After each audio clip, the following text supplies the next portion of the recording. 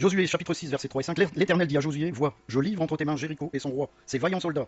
Faites le tour de la ville, vous tous, les hommes de guerre, faites une fois le tour de la ville. Tu feras ainsi pendant 6 jours. 7 sacrificateurs porteront devant l'arche 7 trompettes retentissantes. Le 7e jour, vous ferez 7 fois le tour de la ville, et les sacrificateurs sonneront des trompettes. Quand ils sonneront de la corne retentissante, quand vous entendrez le son de la trompette, tout le peuple poussera des grands cris. Alors la muraille de la ville s'écroulera, et le peuple montera chacun devant chez soi.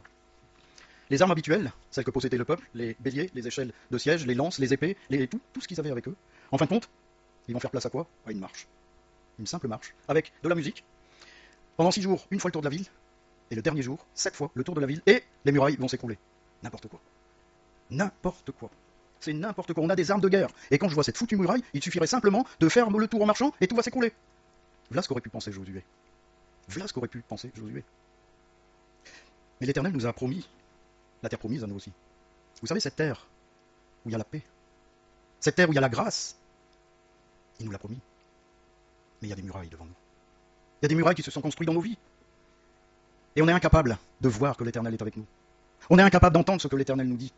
Comment a réagi Josué? Mais c'est pas possible, c'est pas possible. On pourrait imaginer, je sais pas, j'ai cherché, j'ai pas trouvé, l'épaisseur de ces murailles. Je sais qu'elles étaient impressionnantes. Avec des tours tous les 100 mètres. Elles étaient impressionnantes, impénétrables. Et c'est ce qui empêchait le peuple d'accéder au pays là où coule le lait et le miel. Qu'est-ce qu'a fait Josué? Qu'est-ce qu'il a fait? Et voilà. Josué, fils de Nun, appela les sacrificateurs et leur dit, portez l'arche de l'alliance et que les 7 sacrificateurs portent 7 trompettes retentissantes devant l'arche de l'Éternel. Il a obéi. Il s'est pas dit, mais j'ai entendu une prédication qui me disait de faire ça, c'est du n'importe quoi. Ça va pas marcher. J'ai entendu une sœur dans une prière qui a dit ça, mais ça peut pas marcher. J'ai entendu ma sœur qui avait une hémorragie, ils ont prié, ça a été guéri, mais en fin de compte ils ont rêvé, c'était pas une hémorragie. Et puis c'est pas le Seigneur qui est intervenu. Combien de fois on a pensé ces choses? Combien de fois on a douté dans nos vies? Et il dit au peuple, marchez, faites le tour de la ville et que les hommes armés passent devant l'arche de l'Éternel. Lorsque Josué eut parlé au peuple, les 7 sacrificateurs qui portaient devant l'Éternel, les 7 trompettes retentissantes se mirent en marche et sonnèrent des trompettes. Eux aussi ils ont obéi à leur chef. Ils n'ont pas dit, mais pourquoi tu nous demandes de faire ça? Parce que je vous rappelle qu'il a toujours pas expliqué. Mais ils n'ont pas dit, mais attends, n'importe quoi. Clairement, Moïse, lui, Moïse s'est élevé contre l'Éternel. Il n'était pas du tout d'accord. Moïse dit à Dieu, qui suis-je pour aller vers Pharaon et pour faire sortir d'Égypte les enfants d'Israël? Même Moïse, il doutait, mais en fin de compte, je suis qui? Prends quelqu'un d'autre.